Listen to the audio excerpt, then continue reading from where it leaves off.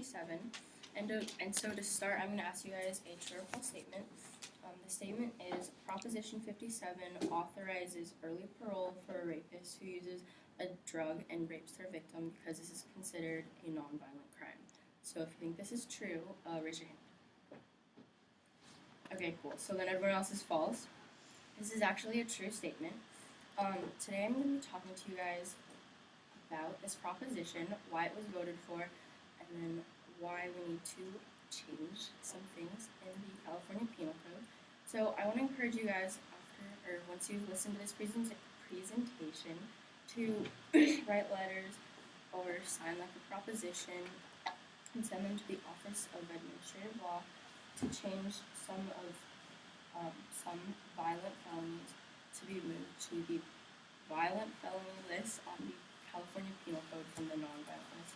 And some of the ones that I would like moved include battery with serious bodily injury, domestic violence, inflicting corporal injury on a child, which according to the Shouse California Law Group means inflicting physical injury that causes traumatic condition.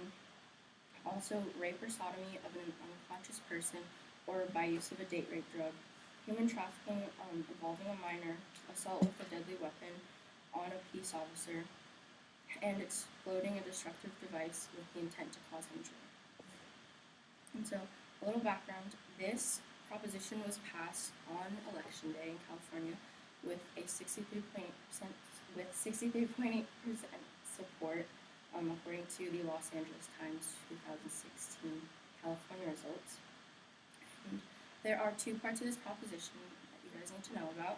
The first is that now judges decide whether or not juveniles are tried as adults, which actually goes back on a previous law that was supported for in the year 2000. Maura Dolan talks about this in her article, that previously prosecutors had the right to decide whether juveniles should be tried as adults, depending on the crime.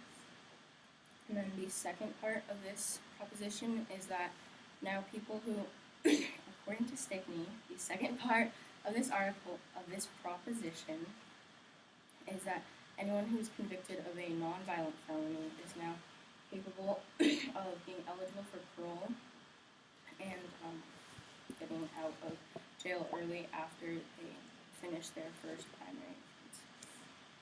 And so, does anyone have any questions about the proposition?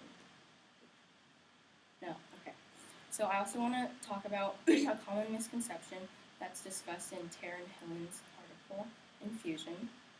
The misconception is that a lot of people think that California has just reclassified rape as a non-violent crime, which is not true. It has always been a violent crime if it is violent. According to the Penal Code, rape is a violent crime if it's done with force, violence, or it causes the victim duress or fear of immediate injury, or when the victim is threatened to be kidnapped or have extreme pain or death inflicted upon them. So that is a violent crime, but if the victim is unconscious or drugged, then it is not a violent crime. Okay. And then, so you might be wondering, why has this proposition been passed? Like, why would people be wanting to vote for this? And you may have also come up with the conclusion it's probably because of all of our prisons being very overpopulated, which is also kind of a misconception, because they are overpopulated, but according to Reuters, Robin Respout reports that this past year, California's prisons populations have dropped about 30,000 inmates, so they're not quite as overpopulated as they have been. But also, as stated in the 2016 Los Angeles Times article, California's prison spending is out of whack. In the past 4 years, per capita prison costs have jumped from $49,000 to $63,000 annually, and this is due to the need for more programs, like educational programs, mental illness programs, and rehabilitation programs. And so this proposition was basically passed for another main reason, that people would like to save the prisons are funded by taxpayers. And so, in Reuters, it was stated that the California corrections budget is about $10.1 billion, but they end up spending about $3.2 billion more due to the need for construction in county jails and to implement sentencing alternatives, and so that they can handle and hold higher amounts of offenders serving time in local jails. This problem has also caused jails to release or not take in thousands of people who have committed less serious crimes. Okay, so now after you guys have heard all of that, I want to bring the focus to why this is all important.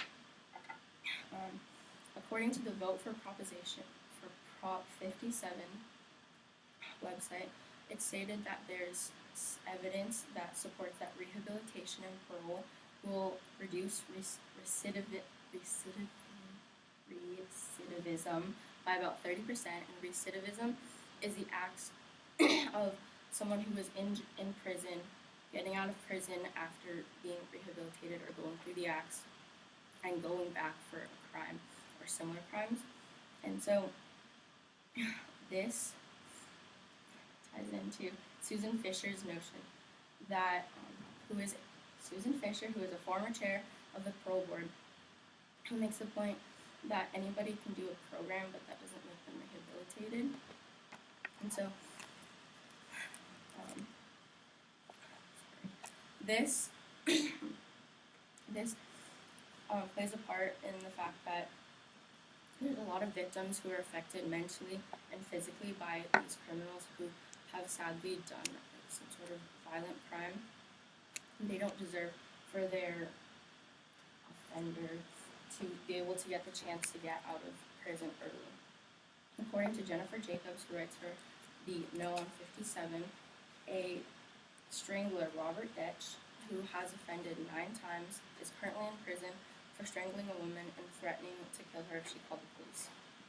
And he is eligible for an early release and parole due to this proposition.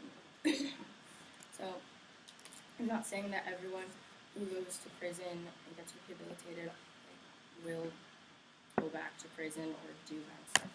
They aren't capable of being rehabilitated, but there is a chance, and they have already done some very horrible crime. And so it's up to you to decide, like, should they get the chance to get out early, and do they have the chance? Are they actually rehabilitated? That's what I'm trying to say. So I encourage you guys to write a letter or sign a petition and really just raise awareness, talk about it with people, see what they think, get other perspectives. If you actually believe that people who commit these violent crimes should not get the right to get out of prison early and on parole.